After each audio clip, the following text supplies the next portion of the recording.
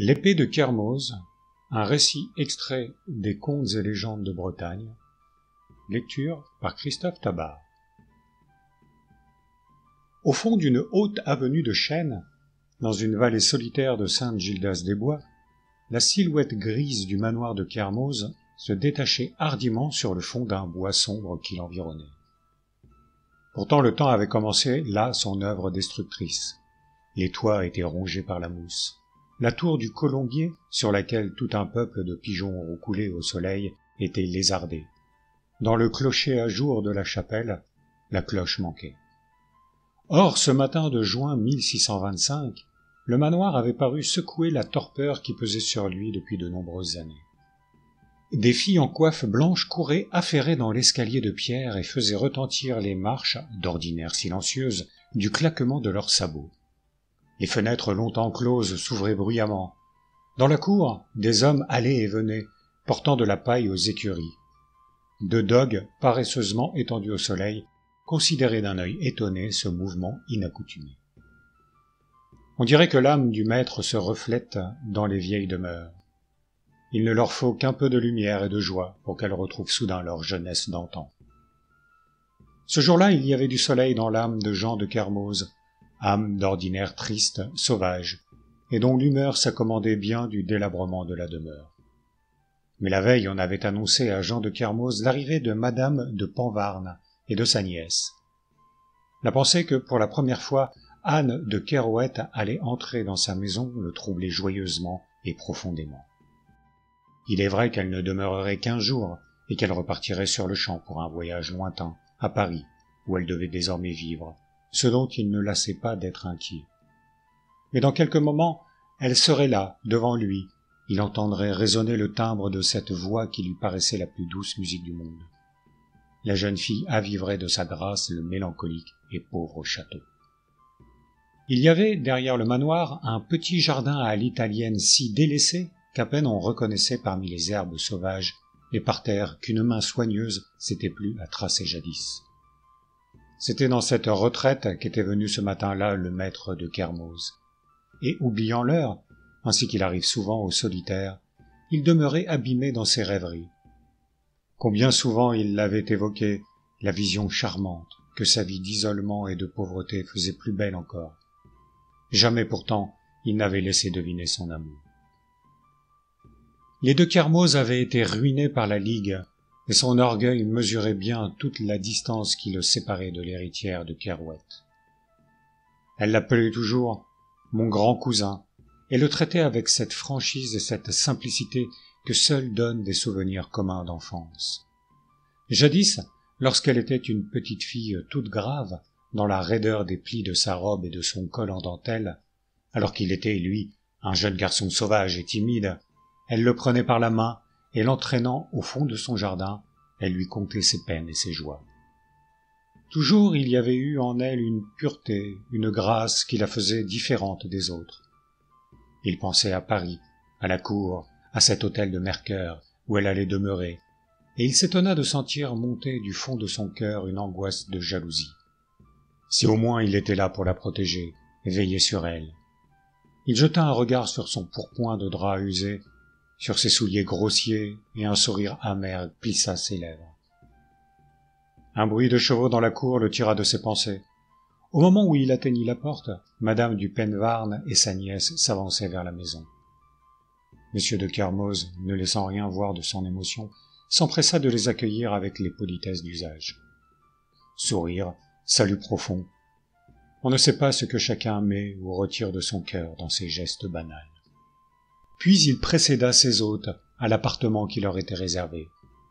Elle n'était pas luxueuse, l'hospitalité du manoir. Dans ces grandes pièces où le soleil se hâtait d'entrer, comme jaloux d'avoir été si longtemps refoulé, le châtelain souffrait de voir la lumière vive éclairer sans pitié les tapisseries décolorées et les plafonds vermoulus.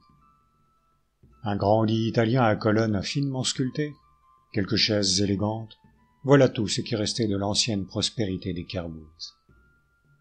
C'est une cruelle chose que de n'avoir qu'une pauvre maison pour accueillir la femme qu'on aime. Or, tandis que M. de Kermoz, dans la grande salle du manoir, s'apesantissait malgré lui sur cette triste pensée, il entendit un bruit de pas légers, Il se retourna. Anne de Kerouet était près de lui. Débarrassée de son manteau, svelte et le cou dégagé dans son col de dentelle, elle lui parlait simplement, sans embarras, comme si elle ne l'eût point quitté, sans émotion aussi, comme si elle ne pressentait pas qu'elle pût être aimée. Et c'était une raison pour lui de demeurer embarrassé. « Savez-vous, mon cousin, qu'il est de mon goût, votre manoir, dit-elle. Je prétends que vous me meniez partout. » Elle ajouta avec une pointe de malice, car elle venait d'apercevoir l'admiration muette de son regard. « Je vais si fort vous ennuyer de ma compagnie que vous serez bien aise demain de me voir partir. » Tout en parlant, le regard d'Anne de Kerouet errait sur les murs, dont quelques armes et des trophées de chasse faisaient les seuls ornements. Soudain, ses yeux se fixèrent avec étonnement sur une épée suspendue à quelque hauteur au-dessus d'elle. C'était en effet une arme singulière et qu'on ne se fût pas attendu à trouver là. La garde et le pommeau d'or étaient incrustés de pierres précieuses. Au milieu des armes pesantes et grossières qui l'entouraient, elle semblait quelque joyau sorti de chez un orfèvre. « Quelle épée merveilleuse vous avez là !» s'écria la jeune fille, et d'un geste instinctif, elle leva le bras pour saisir l'arme. Mais Jean s'élança et lui prit la main. « Anne, je vous en supplie, ne touchez pas à cette épée, s'écria-t-il. Ce geste vous porterait malheur. » Elle le regarda, surprise de la violence de sa voix. « En vérité, mon cousin, votre épée est-elle ensorcelée, qu'il y ait si grand danger d'en approcher ?»« Pardonnez-moi, dit-il, confus, j'ai craint que vous ne vous blessiez en touchant à cette arme. »« Vraiment, dit-elle en riant, ce serait grande pitié qu'une fille de soldat n'osât toucher à une épée sans en recevoir quelque dommage. Non, non, continua-t-elle, il y a là quelque mystérieuse histoire, et vous me l'allez conter sur le champ. » Il hésita un instant, mais, habitué à obéir à la jeune fille, il consentit. « Il en sera comme vous le désirez, Anne. L'histoire est pleine de mystères, en effet, et je ne l'ai, de ma vie, contée à personne. À la vérité, elle ne fait pas grand honneur à notre maison.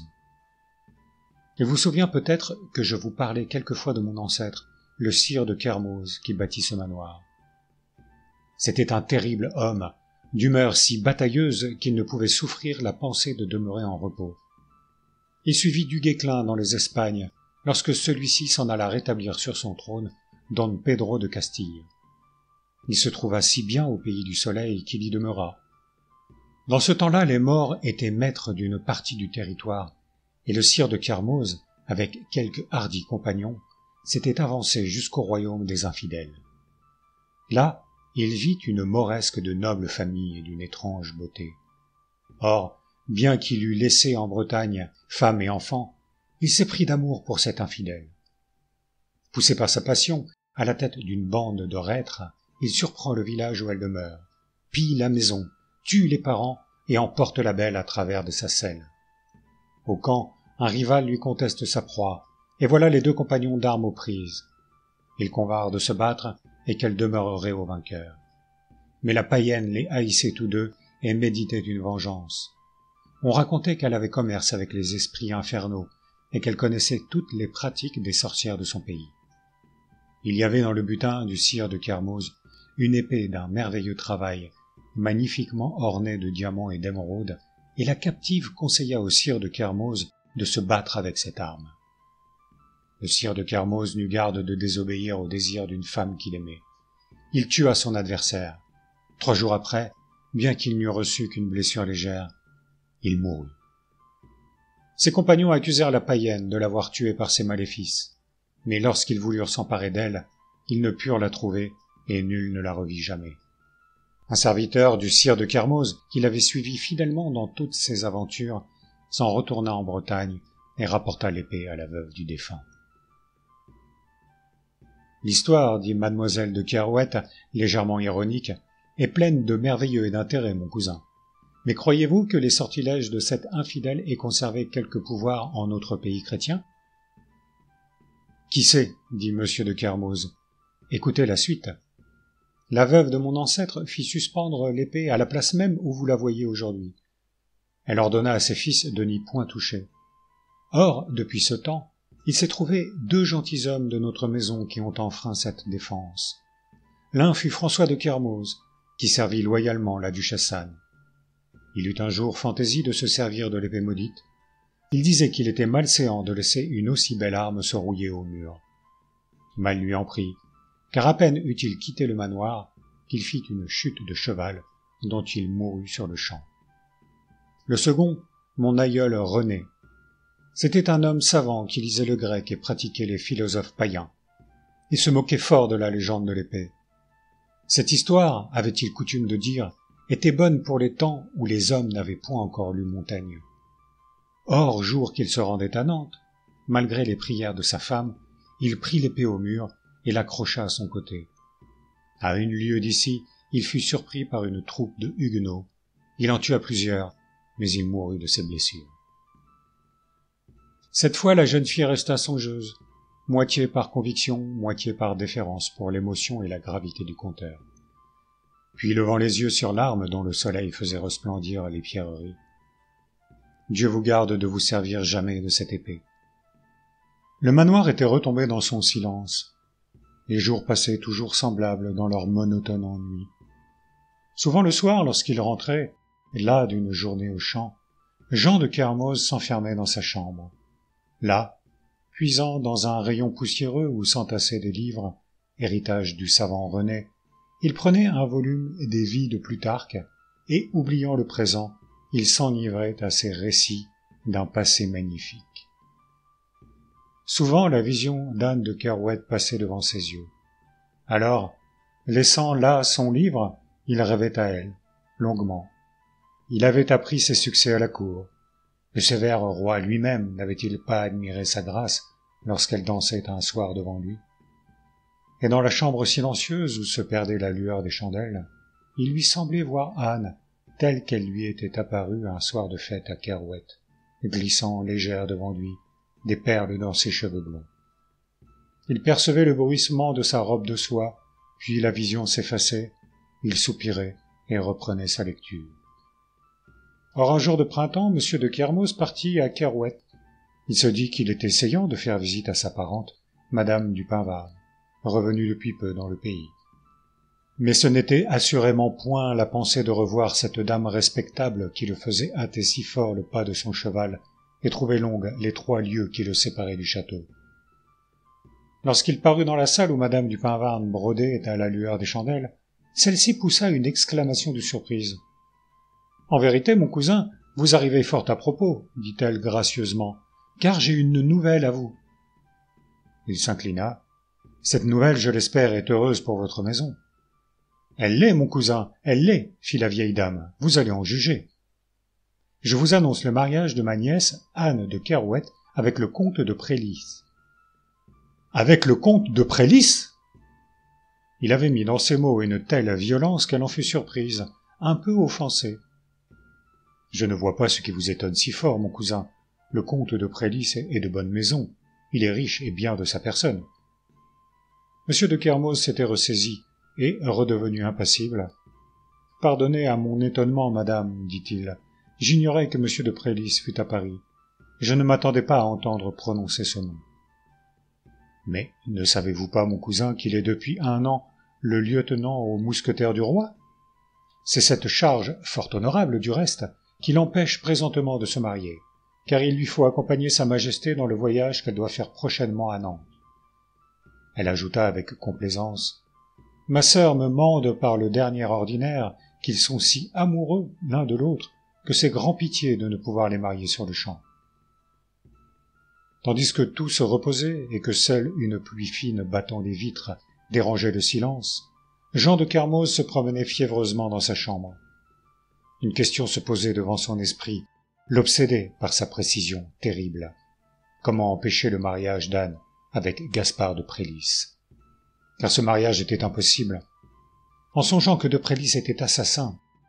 Oui, l'assassin de Jean de Kerouet, de ce frère loyal qu'Anne chérissait tendrement, il sentait monter en lui un désespoir et une haine implacables. Étrange fatalité qu'il avait rendu maître d'un secret inconnu de tous et qui ne lui permettait pas de s'en servir pour sauver la femme qu'il aimait. Il était seul à savoir que Gaspard de Prélis, cet élégant qui attirait tous les regards lorsqu'il passait sur le cours Saint-Antoine, son manteau à la balanie rejeté avec grâce sur l'épaule, ses bottes parfumées d'où s'échappait un flot de dentelle, Ce galant dont raffolaient les femmes n'était qu'un lâche meurtrier. Compagnon de Jean de Kerouette, il avait fait avec lui la campagne contre les Huguenots dans la Provence. Au siège de Montauban, le frère d'Anne tombait frappé par un coup d'arquebuse. Du moins, telle était la croyance générale. Or, le hasard, qui fait de singulières choses, avait voulu qu'un soldat breton, attaché à la maison de Kerouette, blessé dans cette campagne, Yann Le Goff, s'en revint mourir au pays. Seul, il avait vu Gaspard de Prélis tirer froidement sur son maître. Pris de haine pour le Français déloyal, il avait révélé ce qu'il avait vu à M. de Kermoz. Jalousie d'amour, querelle de jeu, Yann Le Goff ne savait quel avait été le motif du lâche assassinat. Et de Prélis allait épouser Anne de Kerouette? Mais que pourrait-il, lui, pauvre, obscur, contre ce gentilhomme de grande maison, bien en cour, et qui ne manquerait pas d'accueillir avec dédain une pareille accusation? Il songea à aller à Paris. Il verrait la jeune fille, il agirait sans rien révéler, par prière et par supplication. Le sot projet, réfléchit-il. Anne est-elle femme à se détourner sans raison de son amour? Pourtant il fallait agir. Il n'y a que la mort qui puisse terminer cette affaire, murmura-t-il. Or il n'ignorait pas que Gaspard de Prélis avait une réputation si considérable de duelliste que Montmorency-Bouteville lui-même n'avait pas dédaigné de croiser l'épée avec lui. Mourir pour Anne était chose facile. Au reste, Jean ne faisait pas grand cas de la vie. Mais sa mort serait inutile. Débarrassé du seul homme qui connût son secret, Gaspard de Prélis n'en arriverait que plus sûrement à ses fins. Les heures passaient, la nuit lentement reculait devant une lueur pâle qui annonçait le jour. M. de Kermoz cherchait en vain la réponse à la question qu'il s'était posée la veille. À 2 jours de là, lorsqu'il franchit la porte du manoir, la première chose qui frappa ses regards fut l'épée mauresque qui brillait au soleil. On eût dit que les pierres en étincelaient plus brillantes que de coutume, et provoquaient ses regards. Brusquement, une lumière se fit en lui. Il recula, comme frappé d'une pensée subite. Là était le salut. L'épée n'avait jamais failli à son œuvre. Qu'importe ce qui lui arriverait à lui. Cet homme qu'il haïssait mourrait. À cette heure où il tenait sa vengeance, toute la violence de sa race qui n'était qu'assoupie en lui se révélait. Il décrocha du mur l'arme maudite, il la tint entre ses mains, la regardant longuement. À mesure qu'il la regardait, il sentait comme un feu ardent courir entre ses veines. Et maintenant, il trouvait longs les jours qui le séparaient de sa vengeance. « Monsieur, s'il vous convient de vous trouver dans 2 jours au lever du soleil auprès de la croix du chemin dans la vallée de Saint-Gildas, je m'estimerai fort heureux de tirer l'épée contre vous. Je pense que vous m'entendrez aisément lorsque je vous dirai ceci. J'ai appris de quelle main est mort mon cousin Jean de Kerouette, et il ne me plaît point que vous épousiez sa sœur. Pareille affaire se doit régler sans témoin. Pour ma part, je viendrai seul au rendez-vous. L'endroit que je vous propose est solitaire, et vous n'êtes pas homme à craindre la justice du roi. Le messager qui vous remettra ce billet me portera votre réponse. J'espère qu'elle sera telle que nous la devons désirer tous deux. Je suis, monsieur, votre très obéissant serviteur, Jean de Kermoz. Gaspard de Prélis avait pâli en lisant le billet. Le crime qu'il croyait inconnu de tous se dressait devant lui, mais il chassa la vision d'un mouvement d'épaule. « Je tuerai cet homme, murmura-t-il. Puis un sourire de dédain parut sur ses lèvres. « Et j'épouserai la belle Anne de Kerouette. En vérité, ces Bretons ont une insolence qui ne se saurait souffrir. Ce hobereau est bien pressé d'en finir avec la vie. Son affaire est bonne. » Et, d'un geste d'orgueil, il caressa l'épée pendue à son côté. Le soleil paraissait dans la vallée lorsque Gaspard de Prélis arriva au rendez-vous. L'endroit en effet était solitaire, et on apercevait d'autres signes d'habitation que les toits de Kermoz qui paraissaient à quelque distance entre les arbres. Sur le bord du chemin se dressait une croix en pierre où un Christ grossièrement sculpté étendait ses bras décharnés.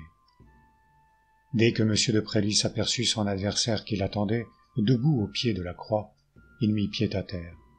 Il salua avec grâce, la longue plume de son chapeau balayant la terre. « Monsieur, dit-il, je suis votre serviteur et j'attends votre bon plaisir. » Jean s'inclina sans répondre, puis, brusquement, levant sur l'autre un regard qui semblait lire au fond de son âme. « À Dieu ne plaise, dit-il, que je condamne un homme innocent.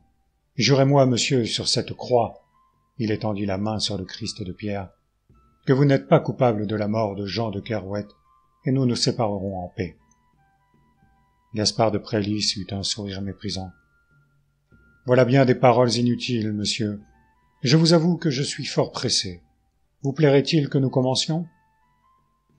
Le Breton le regarda un instant, puis froidement. « Je suis aussi pressé que vous, monsieur, dit-il.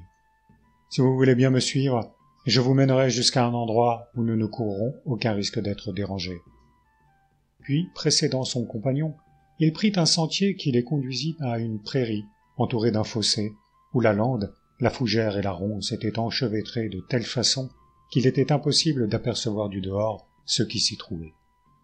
Monsieur de Prélis attacha son cheval à un buisson d'aubépine et s'avança au milieu de la prairie où l'attendait son adversaire. Rejetant son manteau et son chapeau, il apparut svelte, élégant, dans son pourpoint de satin qui laissait voir une chemise de fine toile. Les deux hommes se toisèrent d'un regard rapide. « En garde !» fit le mousquetaire. Déjà son épée était hors du fourreau lorsqu'il s'arrêta, le regard étonné. « L'étrange épée que vous avez là, monsieur, dit-il. Elle est fort belle, assurément, mais je vous avertis qu'il n'est pas d'usage aujourd'hui de se battre avec les armes de ses aïeux. Monsieur, il me plaît à moi de me battre avec cette épée. »« Sans doute, vous avez de bonnes raisons pour cela, dit le mousquetaire railleur. Toutefois, monsieur, vous agissez contre les règles, et je serais en droit de refuser de croiser le fer avec vous. Mais je tiens tout particulièrement à vous tuer aujourd'hui. En garde donc !» D'un geste rapide, il fondit sur son adversaire. Monsieur de Prélis jouait merveilleusement de l'épée. Le poignet souple, le geste vif, on eût dit qu'il s'amusait à fatiguer son adversaire qui reculait, haletant. Le désespoir saisissait Jean de Kermoz. Cet homme dont il lisait déjà le triomphe dans le regard insolent allait le tuer, et, sûr désormais de l'impunité, portait son amour à Anne de Kerouette. L'arme maudite avait donc perdu sa force. « Esprit infernal, maître de cette épée, à mon secours !» implora-t-il. Puis, avec une énergie soudaine, il fit une passe furieuse contre le mousquetaire. Un gémissement retentit. Gaspard de Prélis s'affaissait sur l'herbe. Jean se pencha sur lui. Le sang tachait déjà le pourpoint de satin. Les lèvres s'agitèrent, puis une convulsion tordit les membres, et le regard s'éteignit. Jean demeura quelque temps à regarder le mousquetaire étendu à ses pieds, pâle, mais beau encore. Et Jean contemplait, muet, et les lèvres serrées, la mort de l'assassin, meurtrier de son bonheur. Car il comprenait que la fin de cet homme venait de mettre entre Anne et lui un abîme qu'il ne franchirait jamais, et l'espoir mourait, qui, malgré lui, était jusque-là demeuré au fond de son cœur. Le ciel était clair, une alouette montait dans l'air, et son chant pur mettait en fête le calme du matin. C'était par un jour semblable, il y avait une année à peine, qu'Anne était venue pour la première fois à Kermoz. Soudain il chancela. Alors seulement il s'aperçut qu'il était blessé et que son sang coulait. 3 jours plus tard, lorsque les exempts du roi, prévenus par Jean de Kermoz de la mort de monsieur de Prélis, lieutenant aux mousquetaires, arrivèrent pour l'arrêter, comme coupable d'avoir enfreint l'édit formel de sa majesté, ils trouvèrent le manoir en deuil. Le maître venait de trépasser.